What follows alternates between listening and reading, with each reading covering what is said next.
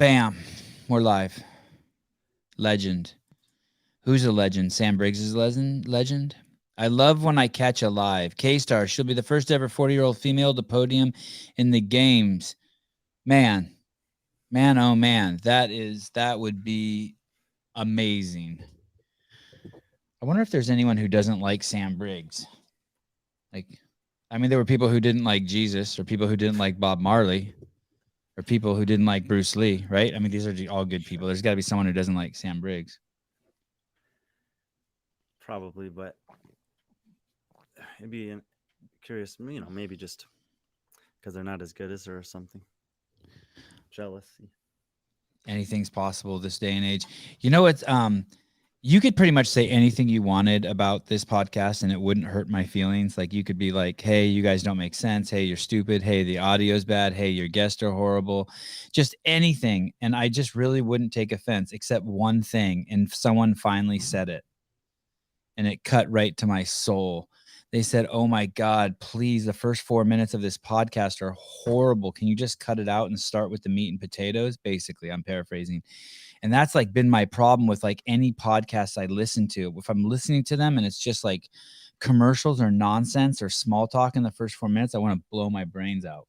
And then finally someone accused us of doing that. So I'm just like, that hurt. That hurt. A specific podcast or conversation, or if they meant in general. I think it was the one I did with Rich. I can't remember. This isn't good sign, guys. This is not a good sign. Did you see that text just come in from Sam Briggs? Oh no. Can I do via phone? Sure. Is it an iPhone? I think when people use their phone, they're only disrespecting themselves, right? I mean, Sam's old enough to have a computer. Come on, Sammy. Maybe she's on vacation after the games or something. Who knows where? You're a good dude. I'm just straight to being critical, and you are giving her some leeway. We got to find out where she is. But if she's home, yeah, she should probably have a computer. I just texted her back. It's going. I said, "Is it an iPhone?" She has to download the Riverside app, right? Okay. Download this app and open the link ASAP. We are live now.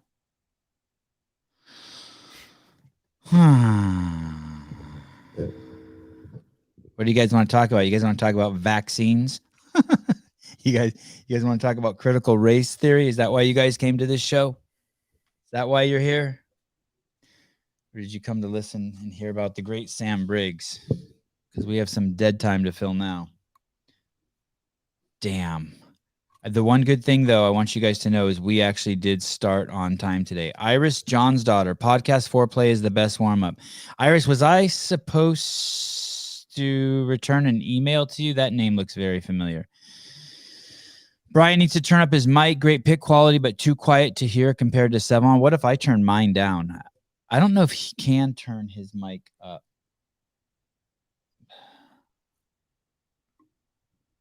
He's not talking actually right now. Maybe that's why. No, I'm not sure what to do about that. He's always been. No, it's a new computer. It's a new computer. It makes him look more handsome than he really is. Craig White, I'd love to hear your take on vaccines. Don't get me started. Don't get me started. You know I'm shadow banned, right? You know you want this YouTube station to get shut down too. The thought police are everywhere, people. Am I going to Dubai? No. Brian, are you going to Dubai? Oh, you mean for the fight? Is that what you mean, for the fight? Andy Walker, am I going to Dubai for the fight?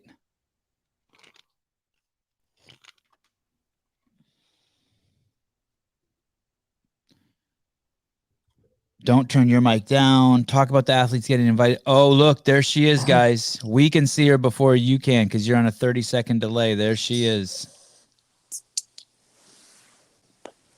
Hi, Sam. Hello. I'll try and figure out. There we go. That looks a bit better. You think she's just going to pop up on the live feed? I'm watching it now.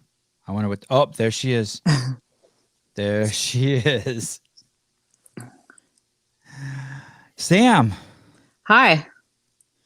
I'm Sevan. Nice to see you again. It's been a while. Yeah, nice to see you too. I know who you are. What do you know, Brian Friend?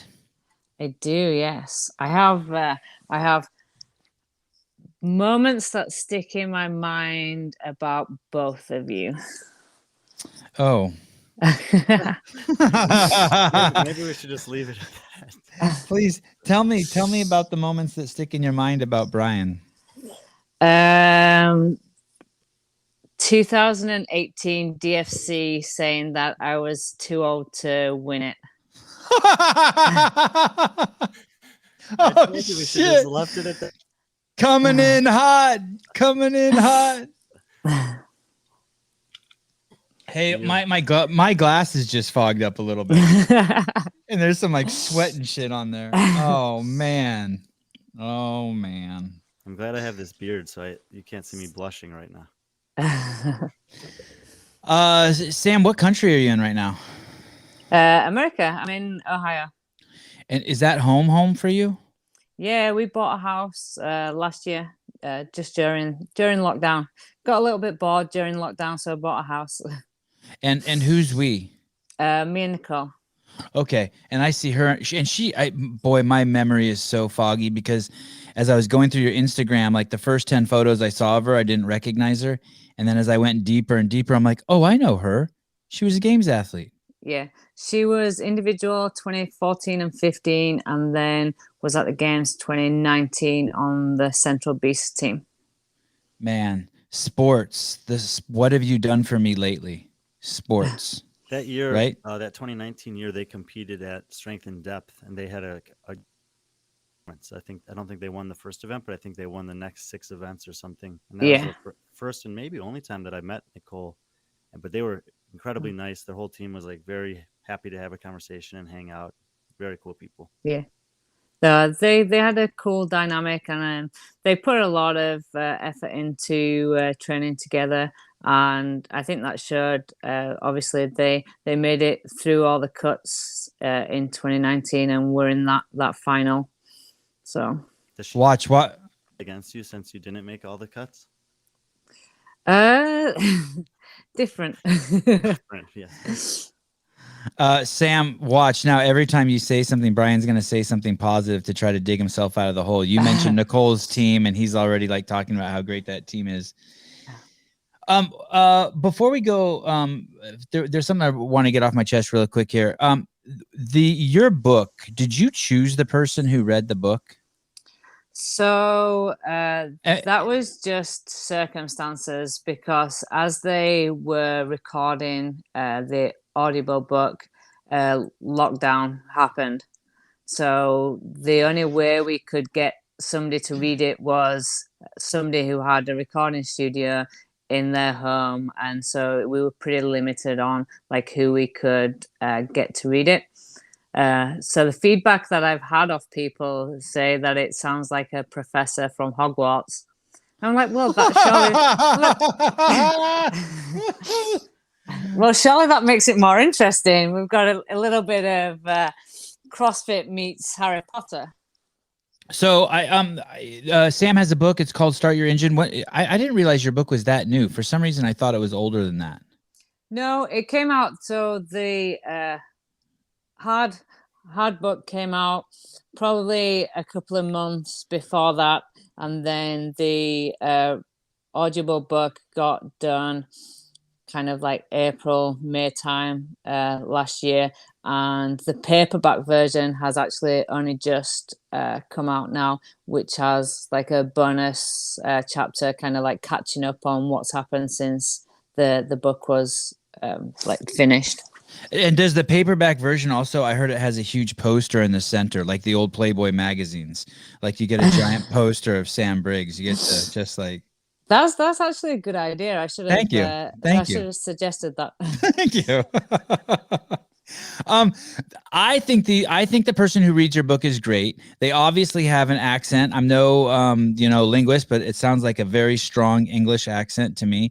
I would say for the first 5 minutes that I listened to, I had to listen very carefully because I'm very limited in my American-centric listening scope.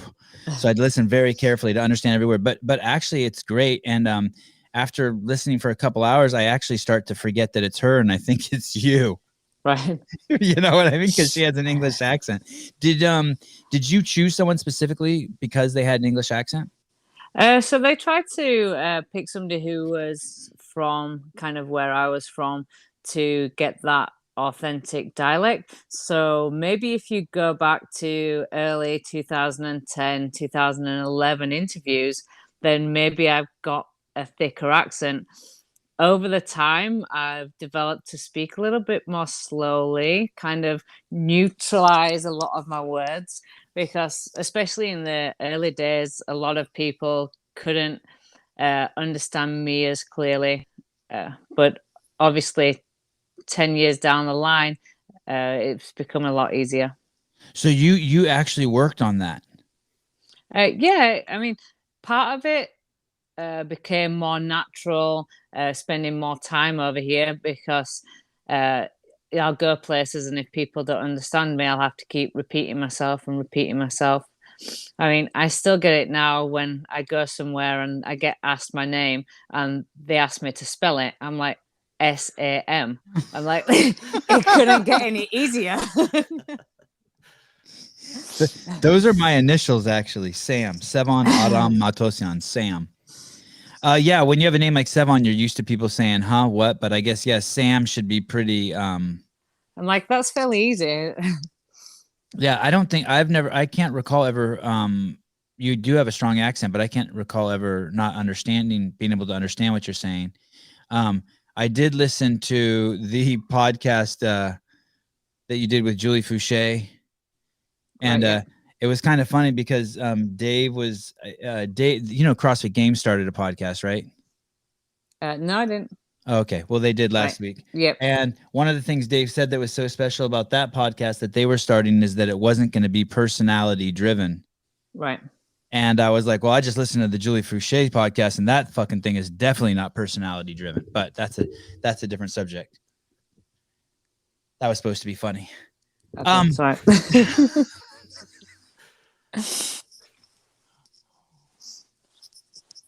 Okay, my first joke failed.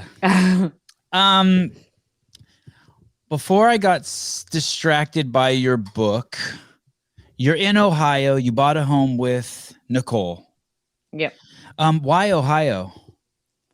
That's where she's being based, and it would just made more sense at the time. She was working at a gym in Cincinnati, so she was managing the gym, so she had more ties here, and it's easier for me to travel as long as I've got a gym to train in and a bed to sleep in. I'm pretty happy.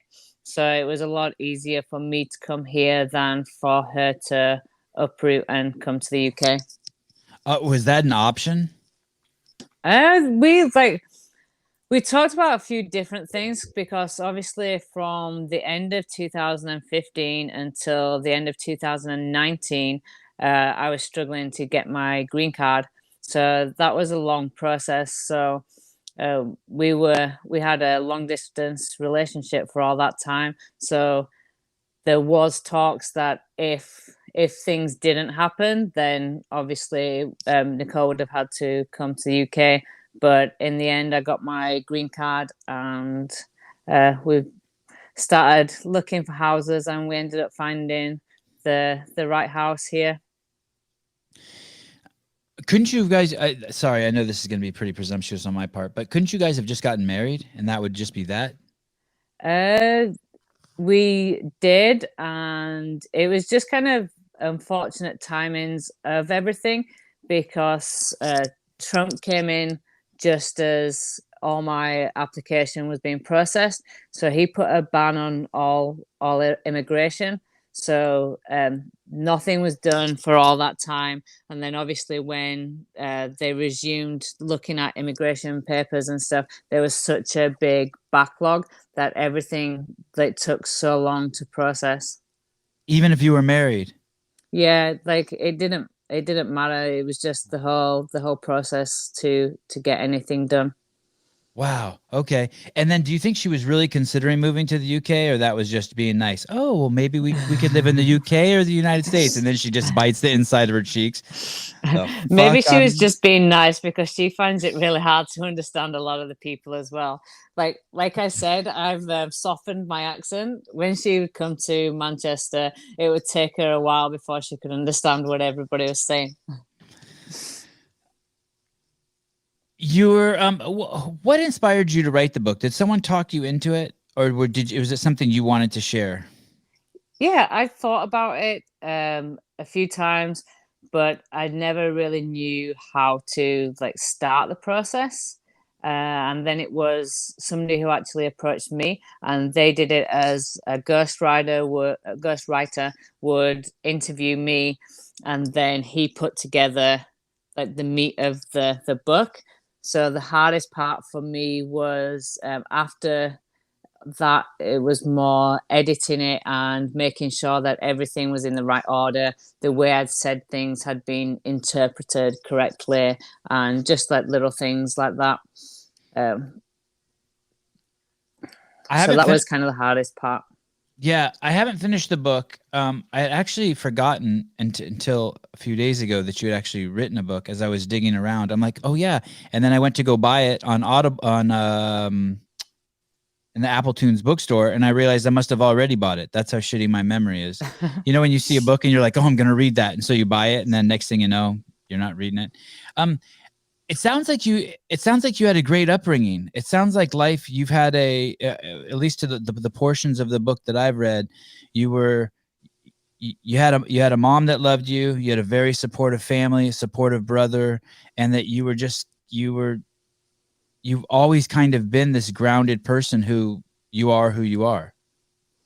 Yeah, I think like my mom has always been very supportive, and as I was growing up, she always wanted me and my brother to kind of like try everything and experience everything. So even when my dad left and she was working full-time to support us, she still made sure that we were taken to football, or we were taken to swimming. We had music lessons, and luckily her parents were both teachers, so summer holidays and like after school, if she was still working, there was somebody there that was making sure that we were still wanting to do if we were like pursuing like I used to play the piano and the cello, so it was like we always had somebody that was very supportive and making sure that if we wanted to pursue something, we were able to do those extracurricular activities.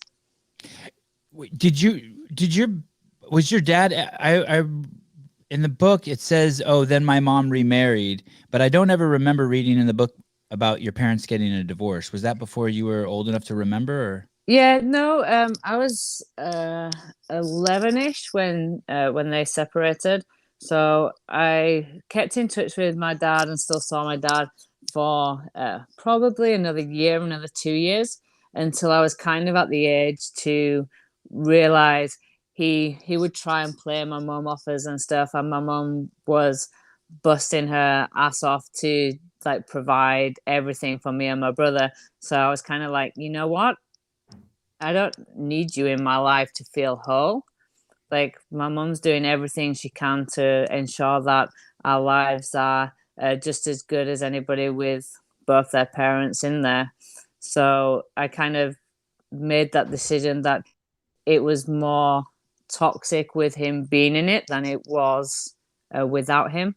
So that was kind of like my decision to make. And then a couple of years down the line, my mum remarried, and my stepdad, unfortunate for him coming into our lives as teenagers, probably the hardest time to all of a sudden become a father, but he did a good job. So wait a second. So you were smart enough to know at 11 or 12 years old that like, hey, you're done, Dad? There was just little things that would happen, and I was at the age where I could then see like what he was doing, how it was affecting my mum, and how he didn't necessarily have mine and my brother's best interests at heart. He was kind of doing things maybe out of feeling like he had to do things, as opposed to trying to do things to better mine and my brother's lives. Did your brother give him the straight arm too and make him keep his distance, or did your brother take a different route? He saw my dad for longer than me, and he's now back in touch with my dad. I think my dad tried to get back in touch with me when I joined the fire service. My first station in the fire service was actually next door to where he used to be in the police force. So I think rumor got to him that I joined the fire service, and he tried to get back in touch. But I was kind of like, hey, I'm 24 now. What happened to the last 12 years? If you really wanted to get in touch with me, you would have done kind of like sooner. So I was like, I'm good, thanks. Wow. How many people lived in your town? Oh, I don't know that. The reason why I ask is, what a small world that you would end up getting a job right next door to where you're. Yeah, and it wasn't even in the like town where. So the brigade that I was is kind of like county based. So you could have been anywhere in the whole of West Yorkshire. And it literally was, I got posted, my first posting was in Morley, and I think it was his last posting before he retired was Morley. And they're literally like side by side. There's a wall and a gated fence separating the two. Wow, what a trip. What a small world. You played everything, huh? I mean, yeah. And you say in your book that basically it kind of reminds me of myself. You want to do everything in life. The only thing you don't want to do is sleep, because that means you can't be doing shit you want to be doing. That's changed a little bit as I've got older. Now I've realized how important sleep is. But definitely as I was younger, I just wanted to be always doing something. And how did you get into triathlons? So when I was younger, I used to run cross country. I did some mountain bike racing. I did a little bit of swimming when I was younger. And so I was already in the fire service. I retired from playing football, or soccer, as you guys call it. I was looking for something to do, and I already used to run or cycle to and from work. So the guys at work were all like, well, why don't you start doing a few triathlons? A few of the guys were doing some local triathlons. So they were like, we're going to swim in between nights and stuff. Come and join us. And just kind of like fell into doing it. It just filled that void that was missing after I retired from playing football. So it's not, because when I think of people who do triathlons, I just in Ironmans and think of that. I think of them as just people with crazy pathologies, like people with serious issues, and they need to run, swim, and bike them off. But yours wasn't like that. Yours was just like a place to express your. Yeah, it was more the fun element as well, and kind of the even though you race as an individual, the group element of training with the guys from work.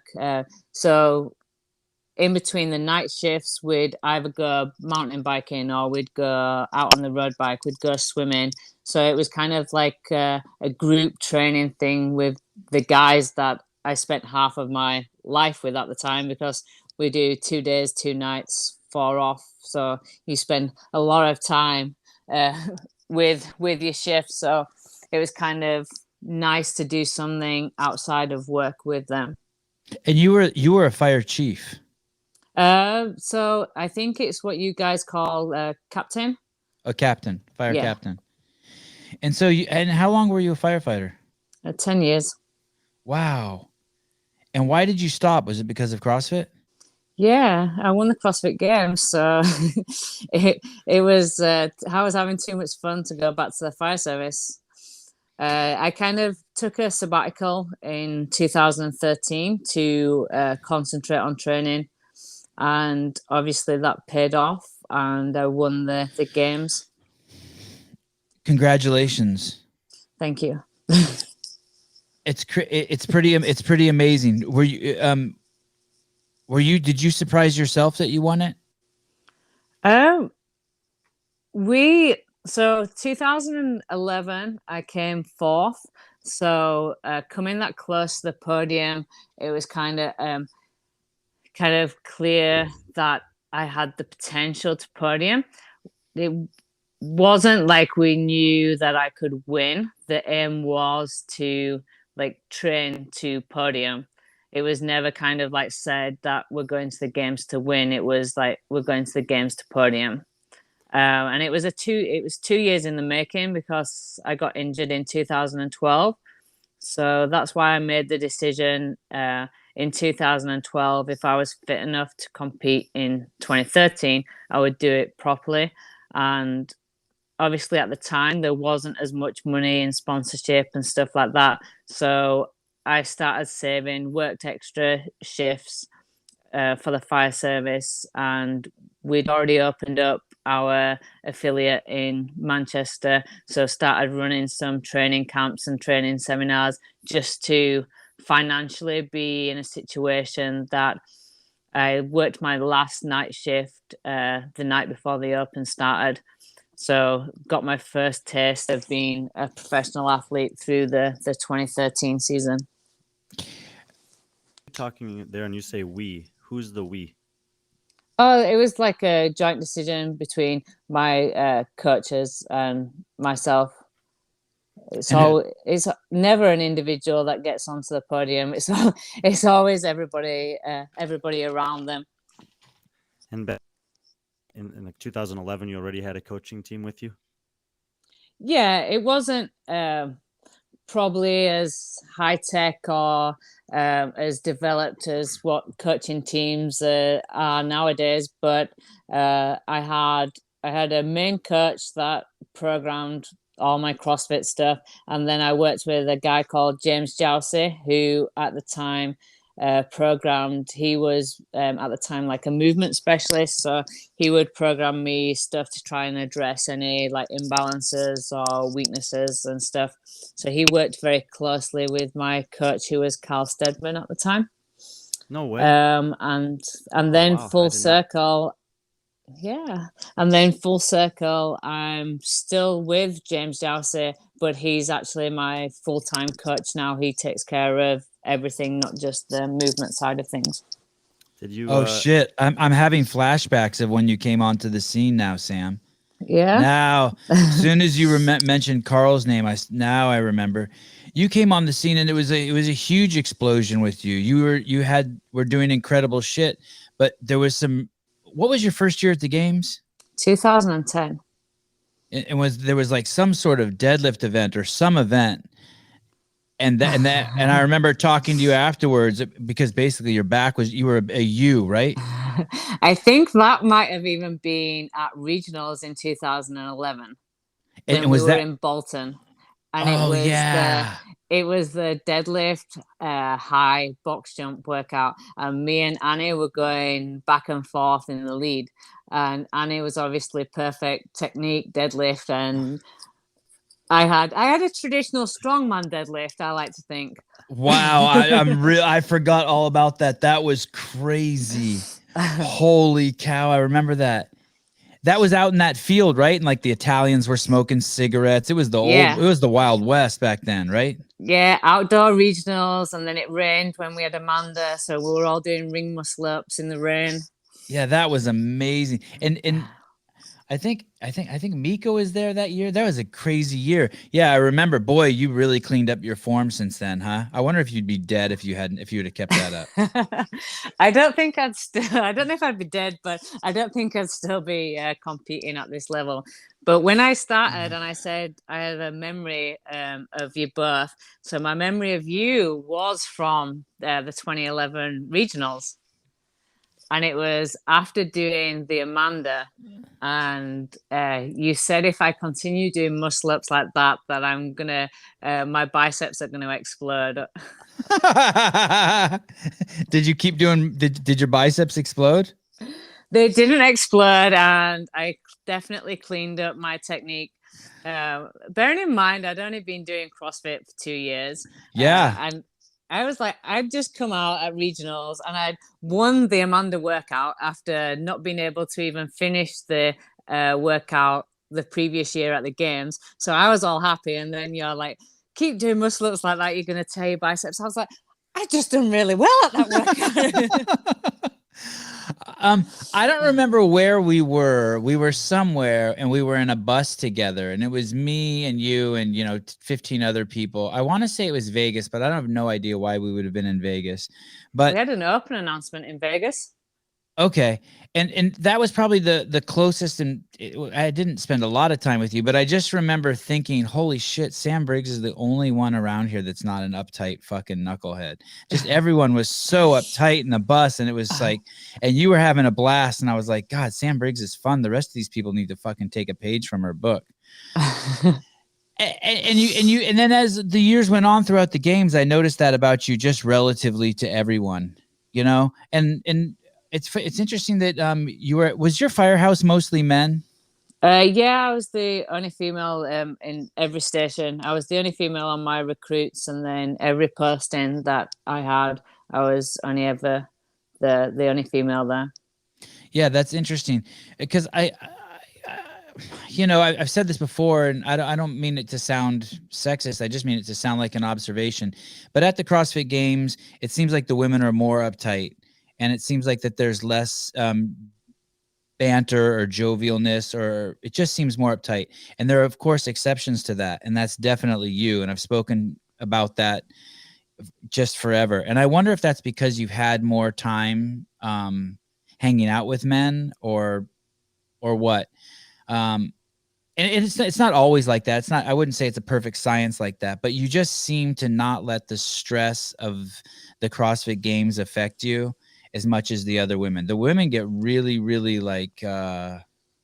intense, more intense. I think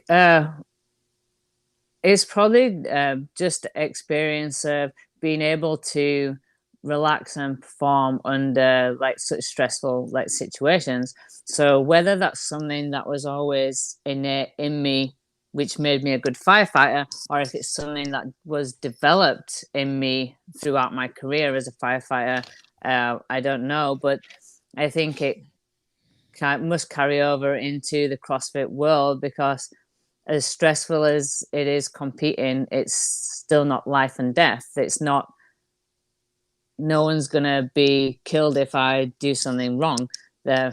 Nobody's going to burn if I don't get one more rep. Whereas I've been in situations where it matters what you do and you have to keep going. So whether it's that experience that allows me to be more relaxed and allows me to be a bit more full of banter and just enjoying myself, or whether it's just something that's kind of innate in me, I don't know. But I definitely prefer being more relaxed and having a laugh in competition. You talk about the Spirit of the Games Awards in I think it's even before the book starts. Since I'm listening to the audiobook, I think I got the impression that it was in the introduction. It's like, yeah.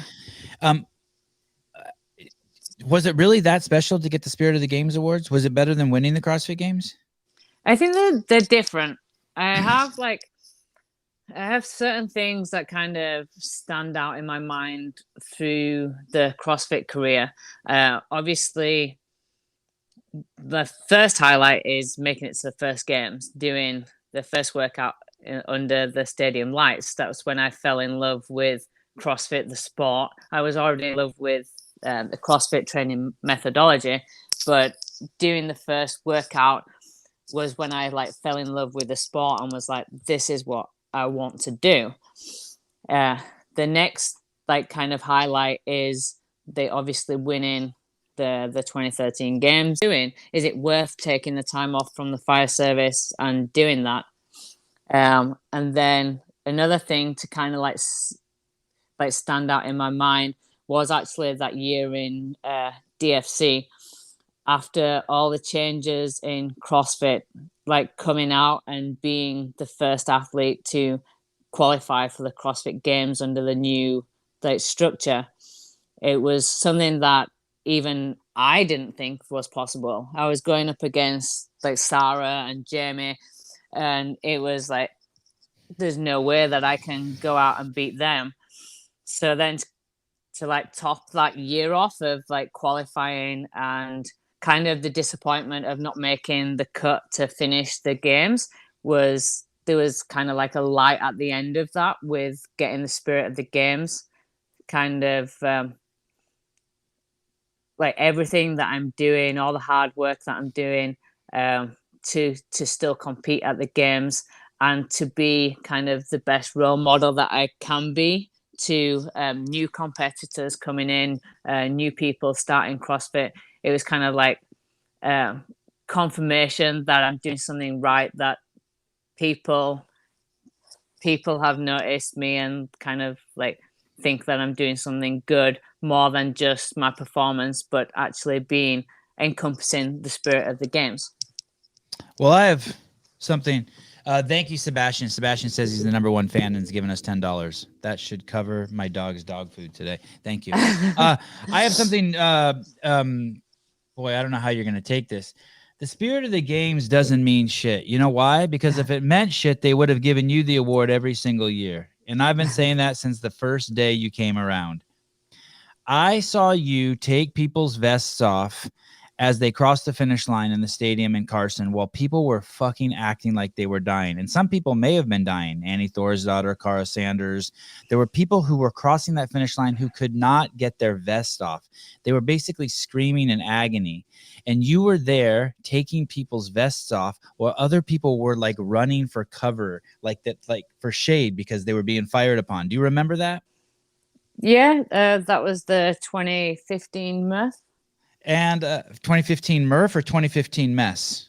2015 Mess. And I personally think it's great that they test the athletes like that. That is not a dig at anyone. Man, make it so hot. I'd love to see them pass out. Make it life or death for them. Fuck yeah, that's why I want to see it. But then and over the years, I would just see you, like, if the spirit of the games is supposed to be the spirit of the games and someone who keeps it light and someone who remembers, like, hey, this isn't life and death, and hey, this is fun, and hey, there are times when you have to put other people ahead of you. I just have always said that, and I said it this year going into the games. We're going to find out if the spirit of the games is a real award or not, because if Sam Briggs is there and she doesn't win it, then you know it's bullshit. And by the way, they made a new award this year, and I don't know if you saw it, but it's like, you got the good one. The one with the rings is the good one. They gave Scott Panchik's a great guy. He deserves the rings one too, but they fucked that all up. They gave him like a noble Twin Towers. Looks like it's a homage to the bombing of the Twin Towers. But anyway, then this year I find out, and I'm probably going to tell the story to over glorify you, but I find out that Danielle Brandon's going to be running one of the. We asked Danielle Brandon about this, and we asked Dave Castro about this when they were on the podcast. And basically, in a nutshell, they were going to have her run by herself in one of these events, the 550-meter sprint. And as you know, that wouldn't have been ideal for her. She needed someone to run against, and everyone knows she's fast. So why the fuck would anyone want to run against her? It's like, Danielle's going to have to run by herself. Instead, they asked for a volunteer, and the first person I hear who puts their hand up is Sam Briggs. I just try to picture myself in that situation, and nobody wants to run alone. It's kind of like, it's like if somebody said to you, you've got to go and do Fran right now. Like, you've got to do it by yourself, or you've got to do it with 2 or 3 people. You're always going to pick to do it with people. you always like find that extra like push than to go on your own. Doing that sort of thing on your own is like miserable. So I was like, there's no way that I would want to sprint 550 yards by myself. And so in that case, it's like there's no way that somebody else should have to do that by themselves.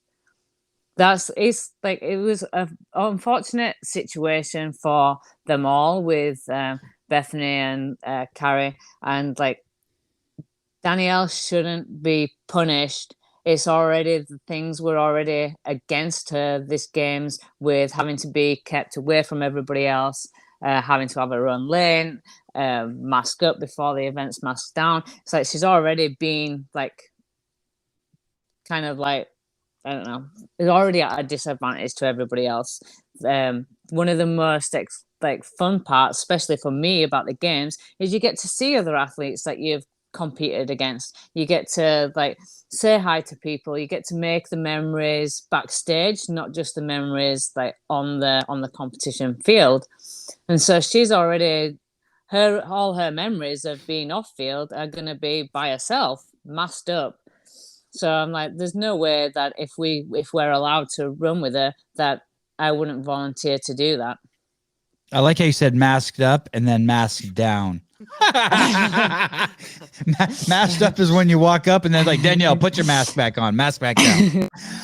But Sam, one of the themes of your book is that you're freaking competitive, that you want to win. And running, yeah, and why would you offer up yourself when you know she's one of the fastest runners out there? It's only going to benefit her. Why not just be like, all right, tough call, Danielle. You shouldn't have trained with. Because if I'm going to win, I want it to be on fair terms. I don't want to win because somebody else has been at a disadvantage, or I don't want to like win if somebody else is kind of like failing something. That's one thing that got asked of me in 2014 after I'd failed the handstand walk. And then one of my biggest competitors was obviously Catherine, and she was failing on the legless rope climbs. And I went over to try and help her and to try and like talk her through like a pacing strategy to get the rope climbs. And everybody was like, you're not in a qualifying position. Why are you helping Catherine get this workout when she could like knock you out of qualifying for the games?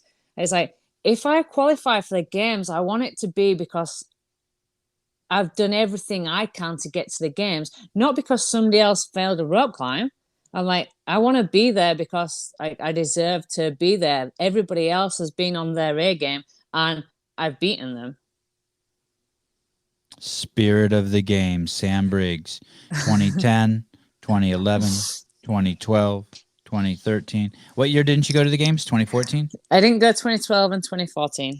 So. Fuck it. 2012, give it to her. 2014, give it to her. Fuck it.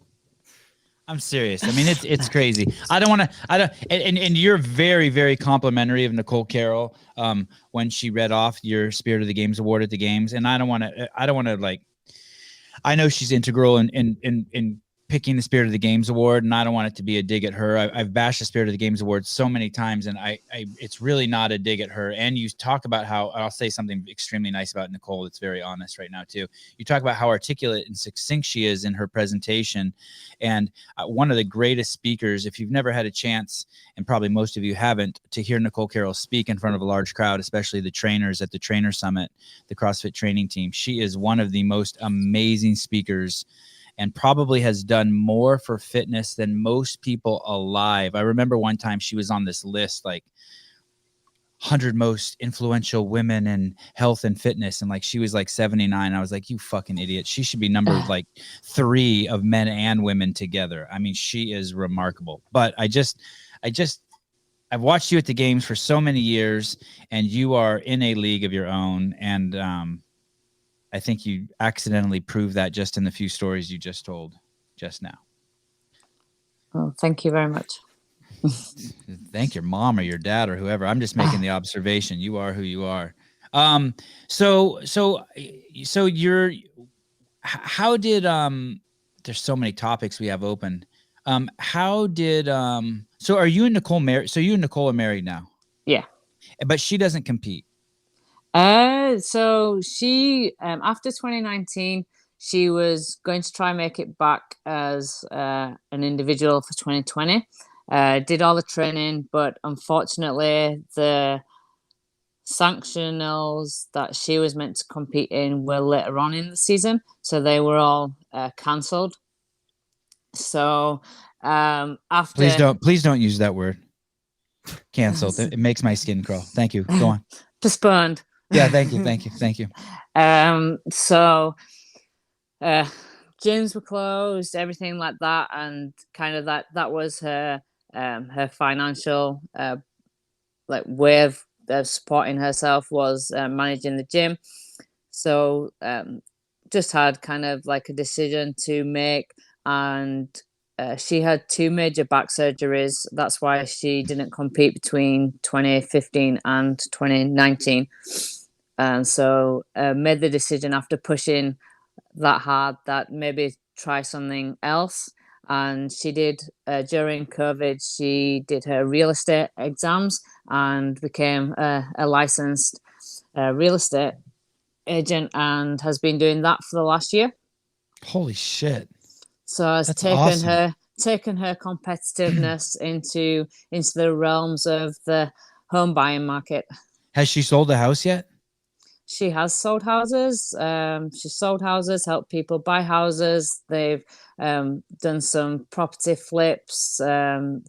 She when she gets her teeth stuck into something, she goes like fully in.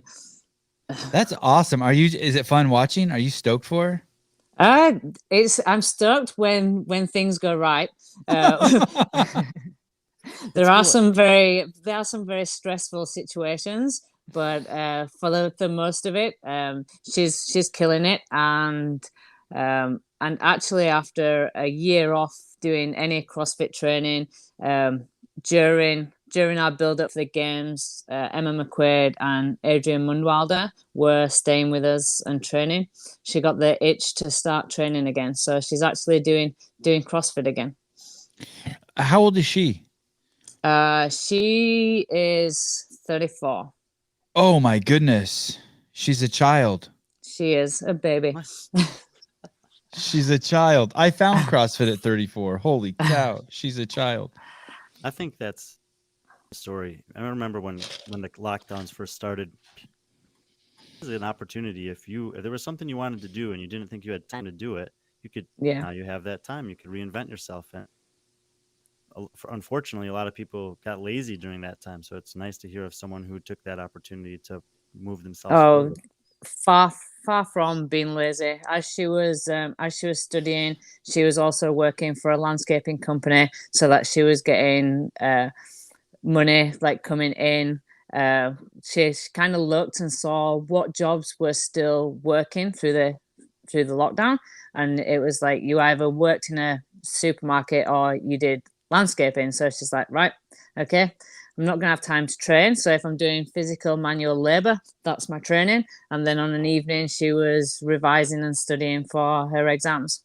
Wait a second. So this sounds like some sort of like internet fantasy shit. You could pay money and Nicole Holcomb would come over and mow your lawn.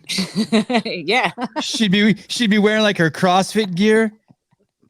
Depends mowing how your much lawn. you're gonna pay her. Holy shit. Crazy. That's actually that actually might be a business. That actually might be a business. Yeah. You have you pay $1,000 and Royce Dunn and Tia Claire Toomey come over and they're both wearing booty shorts and they come over and they're mowing. Tia's mowing the lawn and Royce is in the back with the rake getting the clippings. Oh my God. $1,000. I think we could hook it up. So feel free to just tell me, no, you're not going to answer this, but what happened to her back? What happened to her back that she needed back surgery? So she had, the disc was fully protruding. So she had to have a discectomy and they didn't get everything out the first time. So when she got back into training, and kind of tried to rehab after the surgery. The pain came back, and basically it was shutting everything off to her left leg. So that started a disectomy. Yeah, so they've taken everything out now of so there's no disc left or anything. It's just bone on bone now. She will have to have it most likely fused in the future, but because she was still relatively young, they didn't want to fuse it straight away, because obviously that in itself can cause a lot of problems. Oh man, I think I need a disectomy, but I refuse to have anyone look at my back. Are you in any pain, Sam? Are you healthy? I'm actually pretty good at the moment. Where's some wood? Knock on wood. I'm actually pretty healthy at the moment. So yeah, came out of the games this year feeling good. So when you look when you think back on your career, which injury was the most difficult for you? Because I think sometimes it's totally different when you're in it than when people think. Yeah, so for me, it's more the elbow, because it's never going to be the same. I still have problems with that from 2018. Still struggle with extension, and so the tricep on the right side is a lot smaller and weaker than the left side. And a lot of the times, if the elbow's under fatigue, the shoulder's trying to compensate, so I get a lot of trouble with the right shoulder now. So that's an ongoing battle, and it's never going to be perfect. And I knew that when he went in to do the surgery. He's like, it's never going to be the same, but it will allow you to get back to lifting and get back to doing CrossFit. What happened to the elbow in 2018? I had multiple fractures in the joint and ruptured the medial collateral ligament. Snatching? It God, was. You're making me wince, because that's as soon as I hear elbow, I think Brooke Wells. Yeah, so Brooke's actually having like a similar surgery to. It's kind of a combined surgery of what I had and what Lauren Fisher's just had. So she's one up in us both. But how did you hurt your elbow? Was it just years of? Yeah, I started having problems with my elbow in 2013. So it was just kind of like a ticking time bomb. I'd go through stages where it was fine. I'd go through stages where I was struggling with it. And it just eventually went. And I was talking to Brooke after the games, and she was saying it was kind of similar situation. She's been having trouble with her elbow. I want to say 20. I think she had PRP in it in 2018, so she must have been struggling with it before 2018. So I think it was just kind of like a long time coming. When you compete at the games, like this year, when you compete at the games, are you feeling injured? Are there parts? Are you dealing with injuries? Is everyone dealing with injuries? I would say most games that I've been to, I've been dealing with something. This year at the games was probably the healthiest that I've been in a long time. Are you the fittest you've ever been? No. And that's hopefully going to change coming into 2022. Now, that's interesting. So check that out. So you weren't the fittest, but you were the healthiest. And is that because you dialed back your training because it was more important to be healthy than fit? Yeah, so it's finding the balance, especially as you get older. It's like trying to fine tune your training to get that fitness and get that level that you need to be at without being too sore or too injured to compete. I mean, the body is a wonderful thing, and adrenaline gets you through a lot. I mean, 2016 I competed and I had no labrum, so in between every event I was getting treatment, and then I wouldn't be able to do things in warm-up. 3, 2, 1 had happened. I'd complete the event, and then my arm would switch off and I'd be carrying my arm off the field, and then we'd repeat it. Man.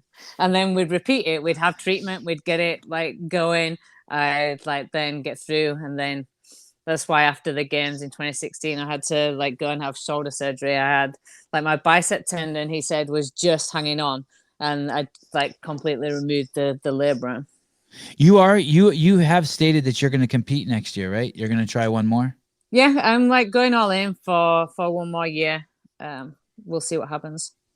And when you say you're going all in for one more year, could that be 2 more years?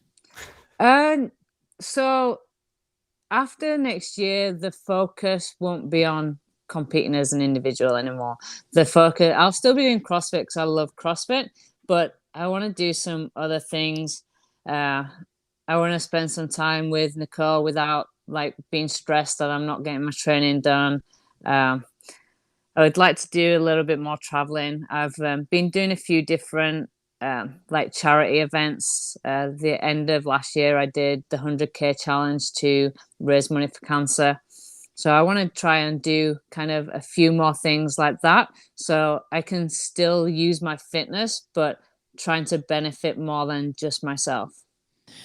Did you get a chance to talk to Scott Panchik at all this year? Yeah, I did. And he was pretty articulate and quite not emotional in the traditional sense where like crying, but there was a lot of like emotion pouring off of him when we interviewed him, and almost like he was high. You know, when you meet someone who's like just really, really happy, like just you're like, wow, this person's really high right now. And he said that he sort of achieved that mental state by acknowledging to himself and the world on his way while he was driving to the games this year that it was his last year. And somehow it was like this like mental dump, right? Like he took a shit and he was free. Holy shit, I can just let it all go now. I don't care. Full throttle. That's why I asked, do you think this really is your last year, or you're just using that as a tool to tell yourself to sort of like set yourself free? No, like we made that decision after the games last year. Obviously with it being online and stuff, I definitely didn't feel kind of that my like career was over. I didn't want to end on an online season. So when I was talking to my coach and like talking about the future and kind of the plans of what we're doing, I was like, I didn't want to end like that. So we were definitely going to do this year. And then with me being 39, I was like, well, kind of like, why not? Let's just go. We'll commit to 2 years and let's see if I can get back as a 40-year-old. It would be like pretty epic, like to kind of like have one more season at the age of 40 and then be like, okay, now you 17-year-olds can come in and like have your fun. I mean, you're old enough to where you could have had Mallory and Emma as children. Both of them. Well, yeah, because they were both 17, so I would have had to have them at the same time. Oh my goodness. There was an event at the games this year that I picked you to win, and you really let me down. And you were doing so good. You were doing so good. Yes. And the other people I was on the show with were kind of like they didn't pick you. They didn't pick. I'm like, you guys are out of your fucking mind. And I think, tell me what happened in that event, because you were doing so well, and then it was like all of a sudden you started doing like the Chris Spieler or the Pat Barber, like where you start going like this when you're running. You know what I'm talking about? Yeah. No. So I made myself dizzy doing that. I've not been doing a lot of running in my training. Like conscious decision. It was trying to weigh up like lifting and the effects on my knees and other joints of doing a lot of lifting, and then the impact of running. So trying to kind of like outweigh which are we gonna like try and focus on. And then going into that event, I was in 27th. So I was talking to my coach before. It would have taken a lot of things to line up for me to make the cut. but there was like still just like a small chance that I could. And I was like, okay, shall I wear my watch and like set a pace that I need to like run at? And he's like, no, you've got nothing to lose. Just go and give it everything you've got. Awesome. I love it. Because of the lane assignments, I was like at the front where you run out. So I had nobody to gauge any running at. I literally had to go and run as hard as I could. Whereas the rest of the guys were kind of together and could like then pace off each other and then pace off me. And then that felt fine for the first lap. The toes to bar were like easy, and then going out for that second run, especially that fourth lap, I like wanted to stop and walk with every single That would have been awesome. That would have been awesome. Nothing in my body wanted to keep on running. And I spoke to Tia afterwards, and she said she could see me, and she said I was like, I looked like I was trying to use my arms to try and run because my legs weren't working anymore. Yeah, it looked like you were using your head to me. I had only seen like Spieler and Barber do that. But at least if I wasn't gonna like make the cut, I could actually say that I actually gave it everything on that workout to try and make the cut. You took 21st. Yes. Oh my God. That's crazy. And Brooke Wells, who took 20th right above you, she tapped out the 2 events later. I know, she could have done her elbow on the chest to bar instead of snatch. Yeah. Oh man. Did that piss you off? Were you like not at anyone but at yourself, like shit, no. I really want to go to the end? Or were you kind of stoked? Okay, time for a beer. No, like I was kind of at peace. There was a few places where I felt, okay, I should have done a little bit better than I did. But I can honestly say that I thoroughly enjoyed this year's games, and on a lot of events, like I gave everything. And I had some like pretty cool moments. Obviously getting the last power clean on the first run, clean workout, and finishing under the time cap on that was a huge like big win for me. I still took 4th on that run, total bar one. Yep. I like actually managed to flip the pig. It might not have been the best placing for me, but I actually managed to keep moving on that pig. So that was a big win for me. So there was definitely some like really good moments in there, and I felt like I had a good run. It wasn't like 2019 when I didn't feel like I'd done anything. I didn't feel like I'd had my games. I didn't feel like I was finished. It was very, very different feelings from the 2 years.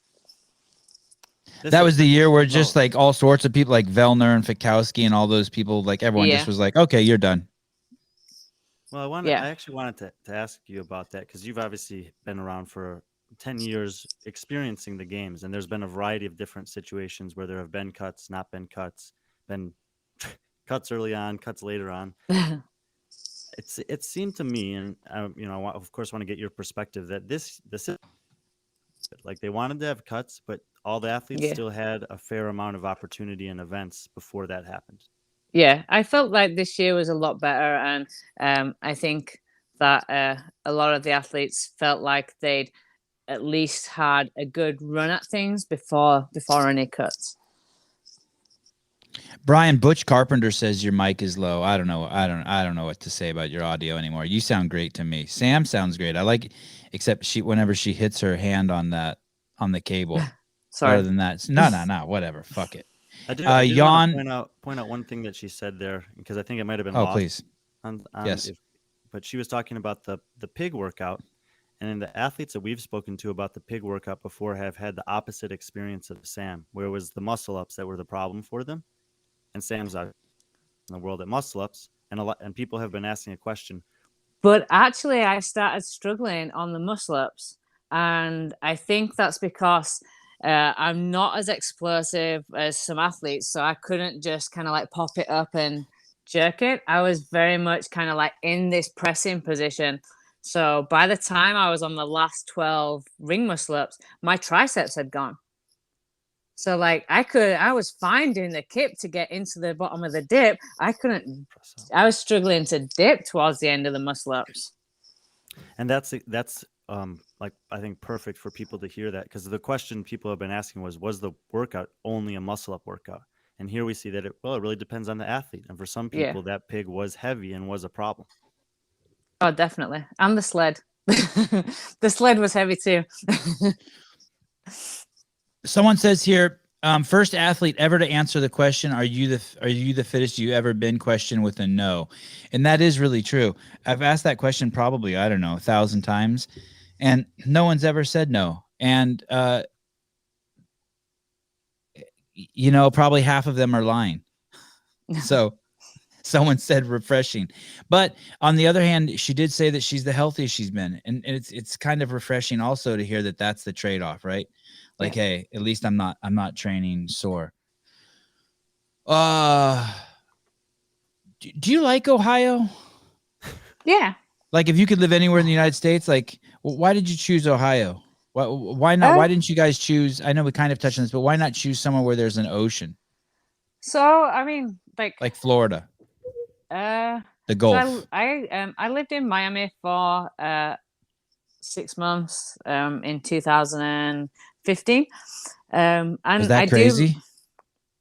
So I mean, there's different parts of Miami. I wasn't like raving it up on Miami Beach. So it was like very, very different. But I think one place that I always loved was Costa Mesa. So you mean like San Diego, Costa Mesa, like Southern California? Yeah. Yeah. So that was always kind of in my mind. Like if I moved to America, kind of like where I'd be. But this suits us right now.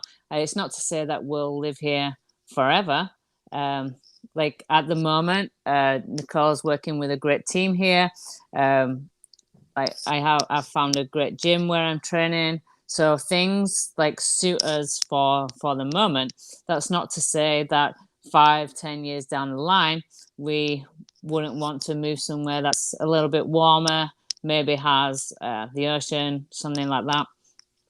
But right now, it definitely suits where we're at in our lives.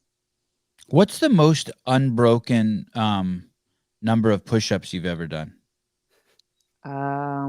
I don't know. There was a challenge. I remember like a few years back, like when I say a few years back, I remember I was training at my first gym. So it's probably like 2011. And it was a CrossFit challenge. And I think you had to like keep a tempo for the push-ups. I have no idea what I got, but I remember being sore as hell the next day from like keeping the tempo that they set. Can you do like 50?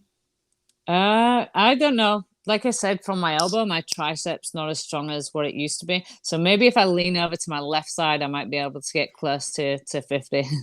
When's the last time you've done 10 push-ups? Look at it. We're just gonna have to dig here. Yeah, no, 10 push-ups is fine. We did reverse JT last Saturday. So, and when's the last time you did 20 push-ups? So I did it in reverse JT. I did 21. Reverse what? JT. So we instead of 21, 15, 9, we did 9, 15, 21. Okay, when's the last time you did 30 push-ups? Wouldn't be able to tell you that. Okay, just checking. I did 40. I did 40 the other day. Well done. Unbroken. Yeah, I was very, very proud of myself. You can see it on my Instagram if you want to see like me do 40 push-ups. I'll go and look after. You just go over there. You go over there. And what's funny is I'm shadow banned, so it's very, very difficult for me to get eyeballs. So I have like 90,000 followers, and if I post something, I get like maybe like 400 views. Right? It's like I'm really, really shadow banned. But when I posted this old 49-year-old short Armenian man posted himself doing 40 push-ups unbroken, I got 55,000 views. It's very weird, right? There we go. Yeah. I don't understand social media. I'll post something that I genuinely think is interesting and that I think somebody will like, and I get my least amount of like activity, and then I'm in a rush. I'll take a photo, post a stupid caption, and it'll blow up, and I'm like, I don't know, what I did. I know, right? Every time I think people hate me, I should just do dumb shit.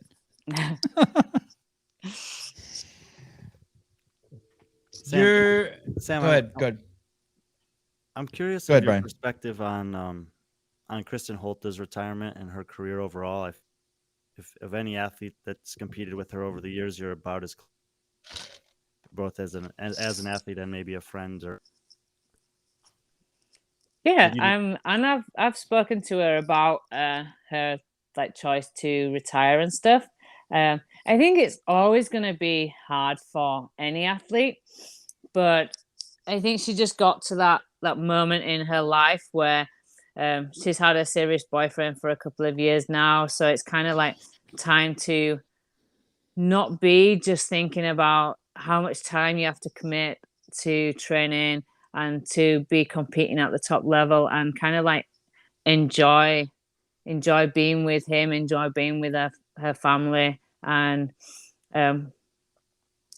have a break from having to be 100% focused on training and competing.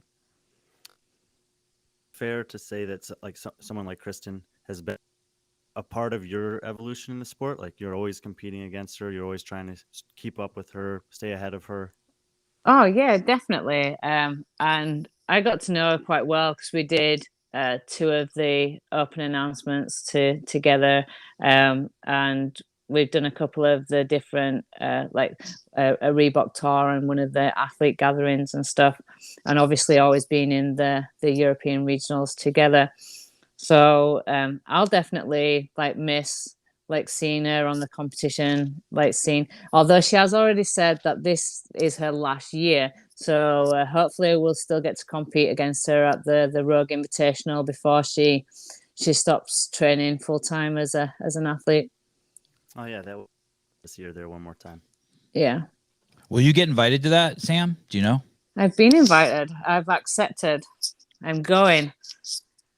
Has everyone has everyone who's supposed to be invited been invited? Sorry, what's the deal with that, Brian? Do you know what the deal is? I don't know. I'm assuming that they've sent the first wave of invites out, and then they'll see who accepts and go from there. And that's close for you. That's in Ohio, right? That's in Columbus? No, they've moved to Texas. Oh, wow. Yeah, it's bigger and better this year. They're going like full on. There's a strongman show going on. They're doing the record breakers. There's a huge like capacity for spectators. What's the venue? What city? Austin. Wow. Okay. Interesting. Are you wearing a glucose monitor these days? I am, yes. Can you tell me about that? Just trying to do the little things that'll hopefully make the difference to keep me competing.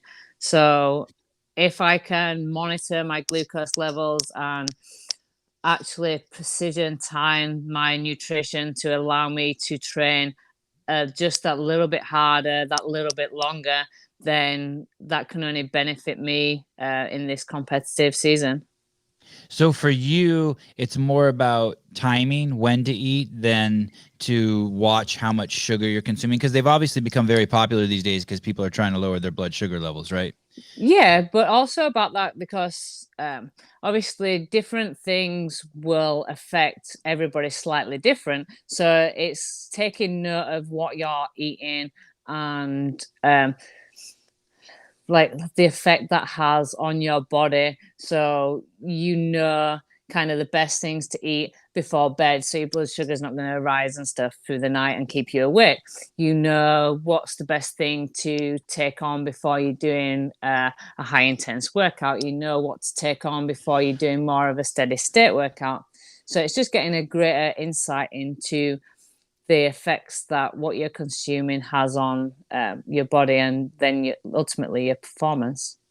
You started CrossFit in 2009? Yeah. And so it's 2021 with like 12 years. Yeah. And how has your diet changed? I guess specifically around your competitive years. Yeah, massively. Coming into CrossFit, I had no real idea about nutrition. I kind of just ate like a bowl of cereal for breakfast, a bowl of cereal for lunch, and then my first kind of like proper meal would be on an evening. So getting into CrossFit and obviously doing my level 1, I like got introduced to the zone diet. So I did that for a while, and then got onto the paleo bandwagon, did that for a while.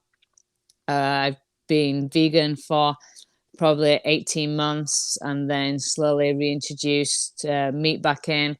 What year were you vegan? It was probably 2017 through 18. What a cool experiment. Did you enjoy the experiment? Yeah, and I found that I responded really well to it. I didn't like crave or miss anything. And it wasn't until I was actually out in Australia staying with Cara Saunders that I actually wanted to eat something again. She was like cooking like fresh barramundi and stuff like that. It's like, I'm not going to pass that up. That looks amazing. So I reintroduced kind of fish into my diet. And then it was probably another few months before I reintroduced chicken. And then one day I just really fancied a burger. I was like, I could murder a huge burger right now. And then there you go. Beef was reintroduced. What's barramundi? That's a fish? Fish, yeah, sorry. It's barramundi. Barramundi. Barramundi. Do you know that fish, Brian? Nope, but I know it any better after listening to you say it. And whose idea was it for you to go vegan? Was it your idea? I was just like finding that I was finding it hard to like process some of the foods and digest. So I was just getting a few problems. So it was kind of okay, let's try clean up the diet and just kind of like trial a few things. And I just responded really well to it. And I think it was a really good learning curve. So even now, I'm like not frightened that I have to have meat with every meal. It's like I know that I can still perform well and still get the right like nutrients and balance in there. That's a great takeaway, what you just said. You're not afraid if you don't have meat with a meal. It's weird because there are people who are like that. Like they feel like they have to have meat with every meal. What was your go-to food when you were vegan? So there was a lot of like lentils, beans, quinoa, just try to like vary things as much as possible. I would like sometimes get the tofu, tried a few times with kind of like the meat substitutes. Some were definitely a lot better than others. But like I said, I didn't really miss the meat, so I wasn't craving it. So I didn't feel like I had to have like a fake chicken in my meal because I wasn't that bothered to have chicken.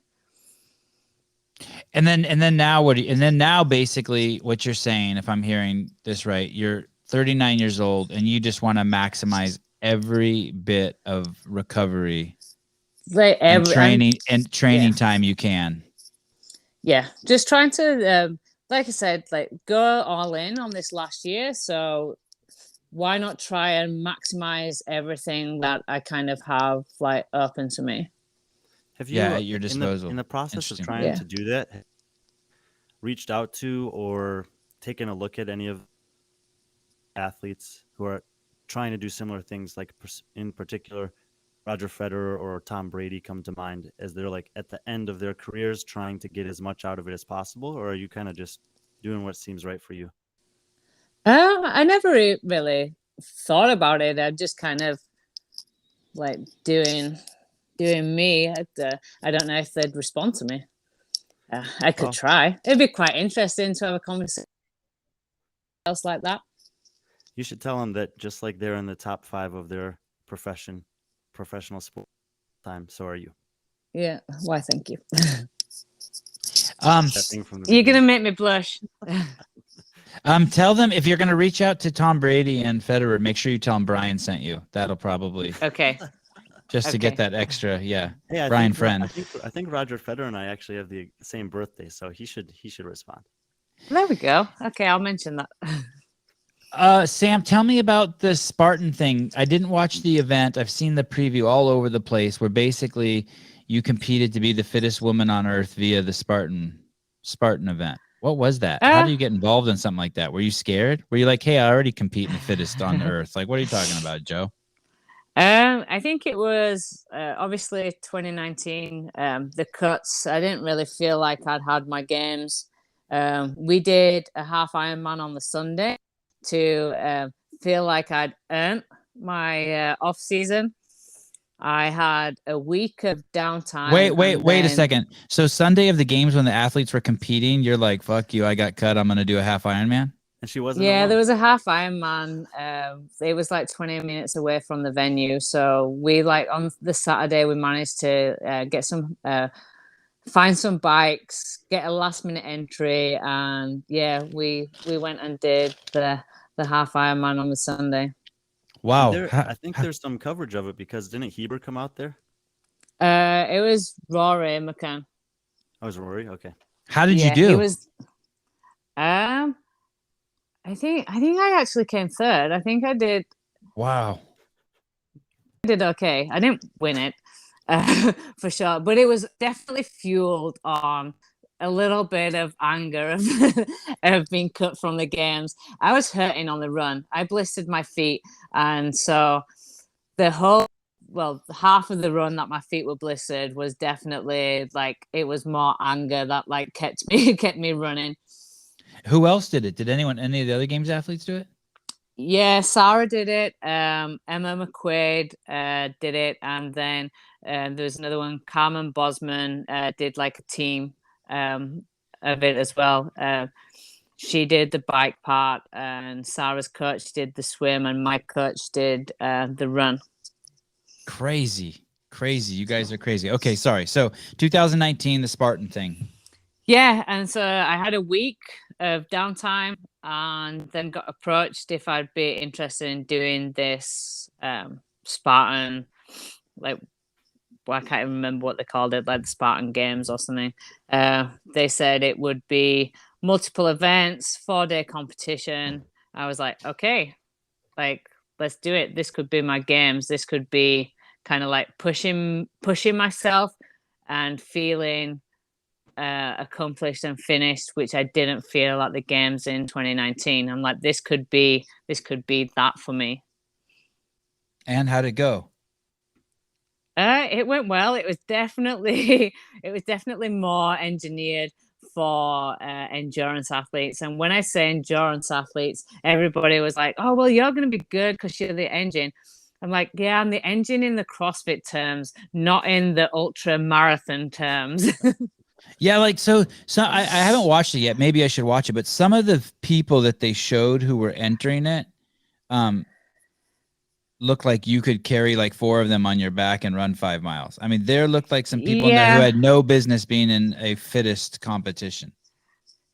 So we had like a 5-hour max distance mountain bike. There was, I think, a max distance swimming. I think it was like 3 hours. I want to say something crazy like that. Maybe an hour.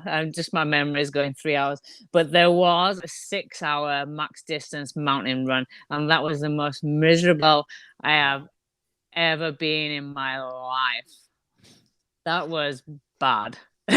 And was there an event where you had to wrestle other women or push them out of like a circle? Yeah, so we got a wrestling event, and I'm like, yes. I'm like looking at all these like ultra runners. I'm like, I can slam a few of you into this sandpit. I am ready. And then we had one like Olympic lifter called Faith Cook. My first draw was her. And I was like, man, seriously? I'm like looking at all these like skinny marathon runners, and then like I look at Faith, and like she could like pick me up with one hand and just like throw me out of that pit. And like that was my first draw. I'm like, no, this is unfair. Was it single elimination? So it was like bracketed. So I like obviously lost that. So then I was in the losers bracket, and so I actually got a few fights then well, I'd say fights. I got a few wrestles then. Then the last one was pretty much a fight. It was another CrossFitter, Emma Chapman, and neither of us wanted to give up. We were like, I think it was like 4 points win, and I was like 3 points up, and she came out like she must have seen red. She came out hot, and she took those 3 points back and then got the fourth. It was like incredible. Is there a video of that? There's a photo of her like punching me in the face. I don't know about a video.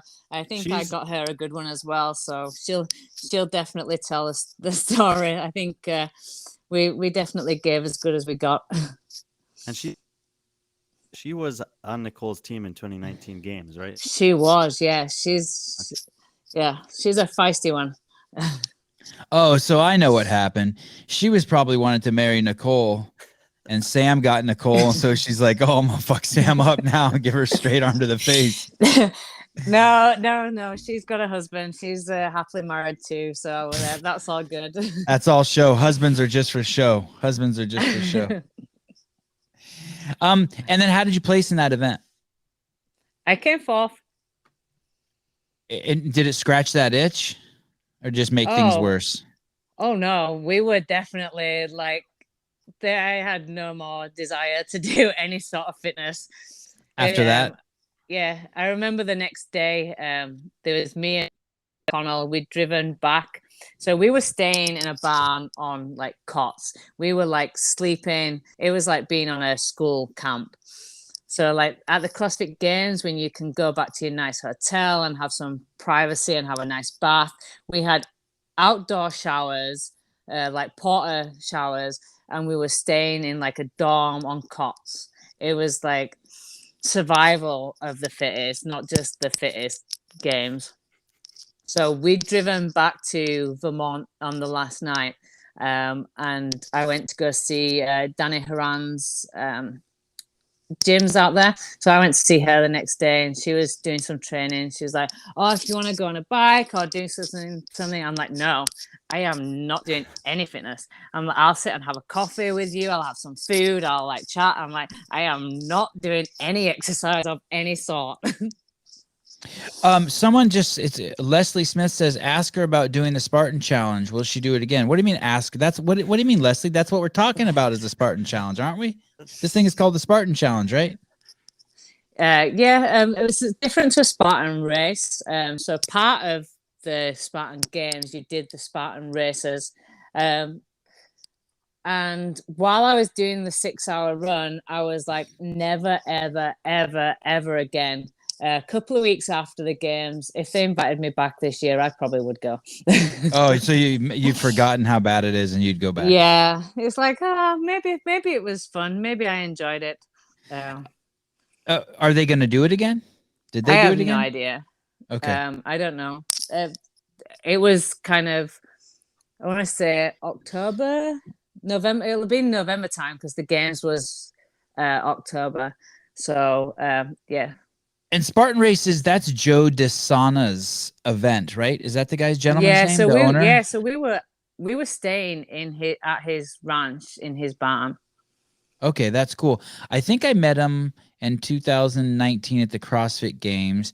I think he had a meeting with Greg, and I was in that meeting. And then I think I reached out to a friend to try to get him on this podcast. Did I tell you that, Brian?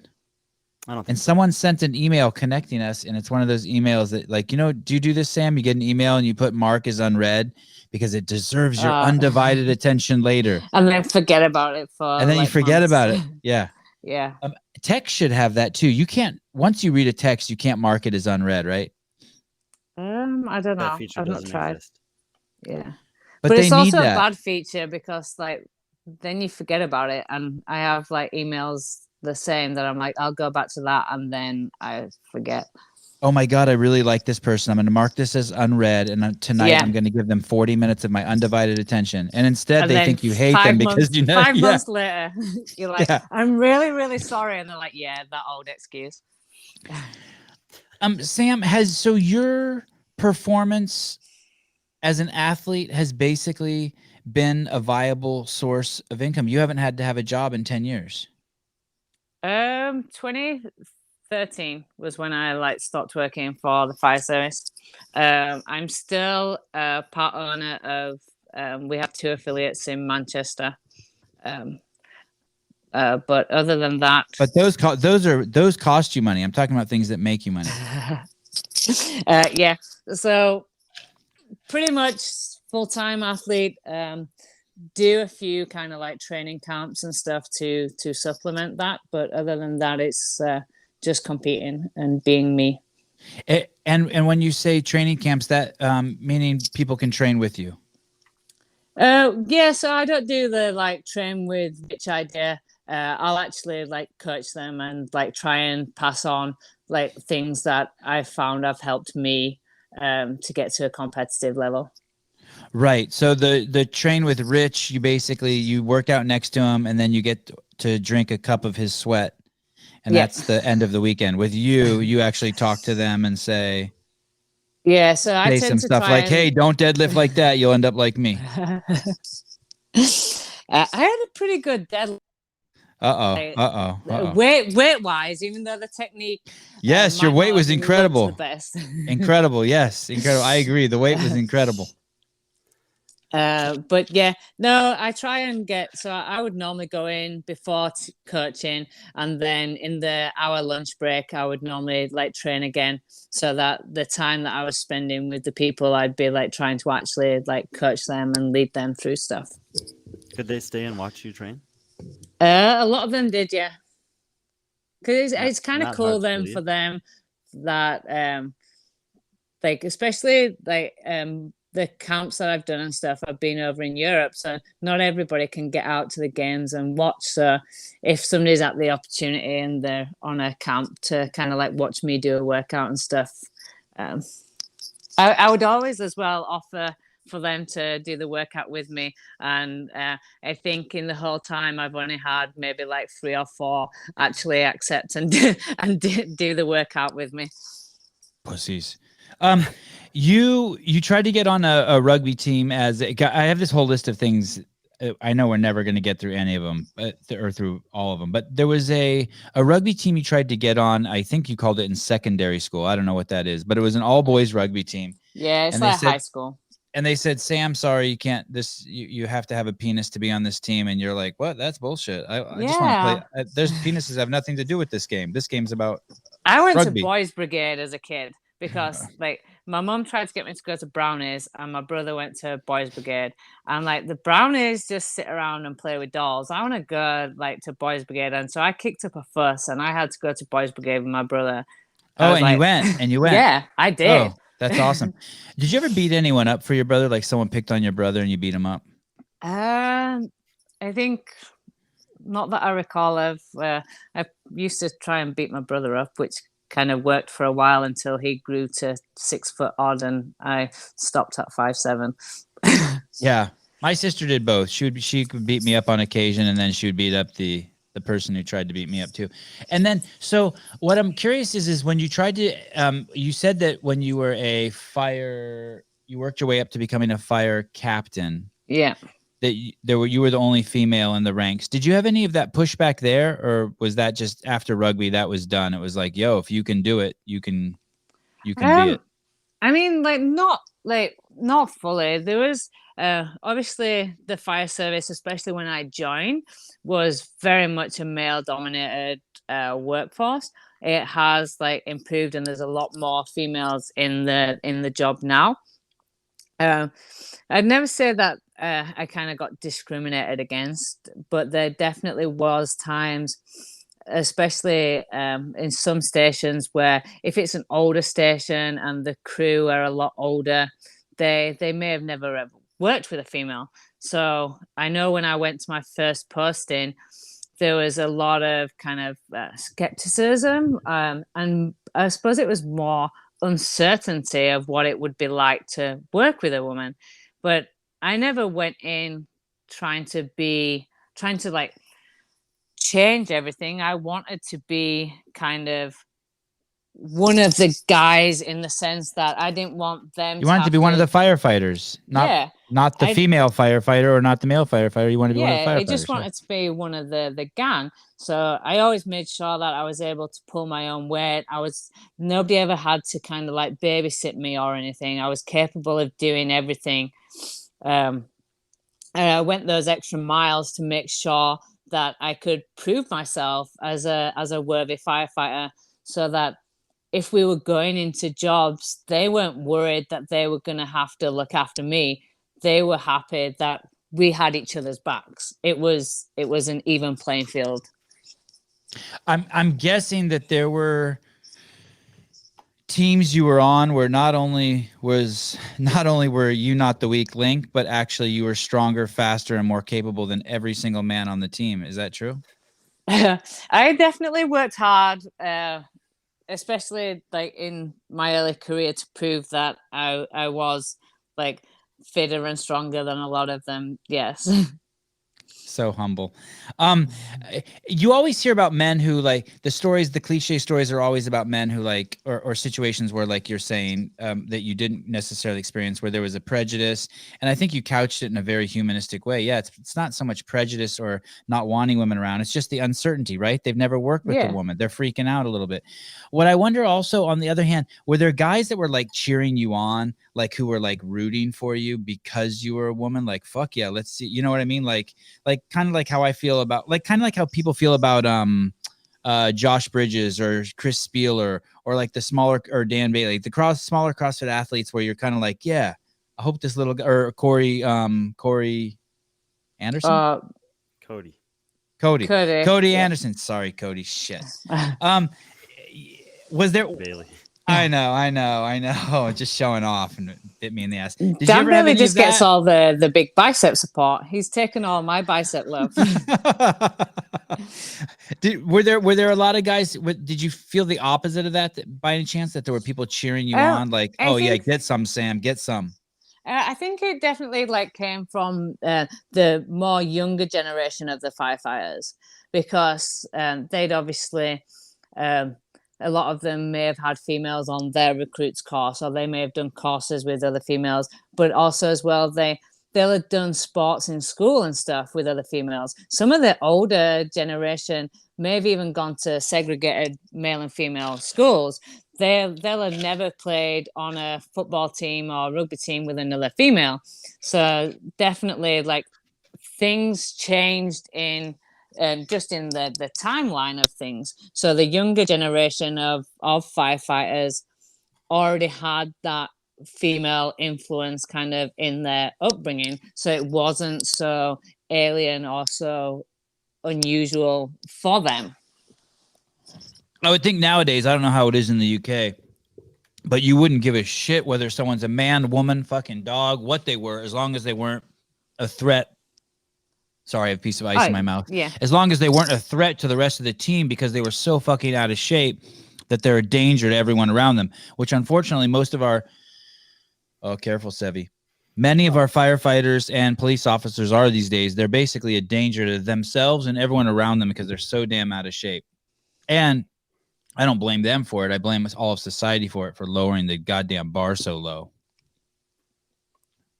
No, I definitely think like I mean, just in the 10 years that I was there was a lot more kind of like females in the service. And also that was kind of like looked at in the UK was the standard of fitness among firefighters. And the last few years that I was working there actively, they were bringing in a lot more physical training, and they were bringing in in-job fitness tests every 6 months. So firefighters had to maintain a basic standard. Even those firefighters that had gone into kind of the office roles had like fitness standards that they had to maintain, because they were still going to be representing the brigade. I have a friend who's a fire captain here in California, and he told me the number one injury amongst firefighters is a hurt back. And I go, oh, why is that? And he said it's from picking up obese people in like weird situations, like they fall behind a toilet or fall behind like a closet. And then he basically said that since he's worked there, every firehouse has a machine that's like a motorized forklift for picking up obese people. I mean, this shit is crazy. Like they didn't have you're 40, I'm 49. Like I remember like if you saw someone who weighed 300 pounds as a kid, it was like, holy shit. I've never seen anyone that big. And it was kind of like, and now it's just like dime a dozen. It's just. But hopefully things will change. Like, you mean like they'll get to 400 pounds or they'll go back down to hopefully 195? It'll like start going the other way. Oh. I think like everything became the norm, that like everything became supersized, everything became like convenience, fast foods, processed foods. And it's now that it's becoming more aware to people, and people are starting to get more educated that this isn't the right way and it doesn't have to be this way, that hopefully we'll see things changing. More people are getting into fitness, and the more that we can like promote CrossFit and the healthier lifestyle, then the more people we can hopefully help and hopefully save. I agree. I totally agree. I hope you're right. I'm not as optimistic as you, but I hope you're right. And I'm so glad that there are, lifeboats, and there are people like you who own affiliates, and there are people who are spreading the good word. And, you don't even have to do CrossFit. You can just stop putting poison in your mouth, right? I mean, if people just stop that, they would be. Thank you for your time, Sam. Is there anything you did that we didn't cover, Brian, that you're dying to cover? I have a whole bunch of notes for the next time we have her on, if she dares. I have many questions for her, of course, but there's just one, if limited time. One in particular I want to ask. Did you notice how the European women are always dominating performances at the games? Yes. And there were 11 of you. 10 of you finished 21st. 7 of you finished 13th or higher. 2 on the podium. 3. And you're only getting 10 spots at the games. And then I know. Brian's favorite subject. Let's do it. No, definitely. And I think that's always been kind of an issue that's I don't know like how they could address it or not, but it goes right back to, if you look at the back in regionals when we had like Annie, 2-time champion, I was a champion, and then Catherine, 2 times champion. Like if it was like the old traditional way of just like 3 people qualifying, it kind of like neglects a lot of high caliber athletes. I think back in the day when past champions didn't take a qualifying spot would be like a possible route, or even if they did it on just the podium from the previous year. So like Tia, Annie, and Laura Horov wouldn't take a spot next year. They still have to go through the qualification process and prove that they're still fit enough to compete, but they wouldn't take a spot. They'd go down, they'd take, instead of the 5 from, say they were competing in the German throwdown and Laura Horov was there, they would take the top 6. And that's just a way of like possibly allowing a few more high caliber athletes like to compete at the games. Yeah, it was you know her well, of course, Karen Freyova, but it was like a big bummer for me not to see her at the games this year when the 5 women like that beat she's incredible. Like Karen Freyova, I don't know if she was had an injury or was like struggling with something, but I think the first day, I'm not sure which event it was, but she had like a bad placing on an event, and like she climbed all the way back up to just narrowly like missing out. It's like there's some phenomenal athletes that are not able to make it to the games yet and compete on that level because there's just so many like great athletes like fighting for those spots out of Europe. Oh, that's cool. Yeah, I see this from my perspective, but I never really have had a chance to ask one of the women from Europe how how they experience it being one of those in that spot.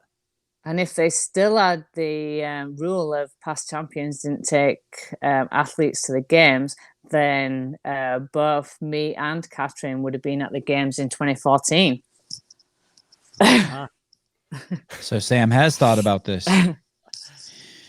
You can get Sam's book on any platform. You can listen to it, the audio version, or you can buy the hardback version. You know, go to Amazon, iTunes, Audible, wherever. The name of the book is Start Your Engine, right, Sam? Yep, Start Your Engine. And it's Sam Briggs. That's SAM. Sam. Oh man. Thank you, Sam. This was great. No problem. It's been fun. It was fun? Yeah. Wasn't pain in the ass? No, it's been good. Time flew as well. I just looked and I was like, man, we've been on a while. Yeah, that's good. Are you late for your next appointment? I'm just late for eating. That's my next appointment. Okay. You want to say bye to the people watching? Thank you for watching, guys. 1,986 people at one point or another tuned in. That's cool. Yeah, I think that might be some sort of record for us. Yeah. Hopefully I didn't bore people too much. Oh, no, I mean, no. we've obviously had fun. I had a blast. It's never our guest's fault if the show is boring. That just means I'm not interrupting enough. Okay. So I got your joke then. Your first joke didn't hit. I got the joke then. Okay. At least the last one. And we're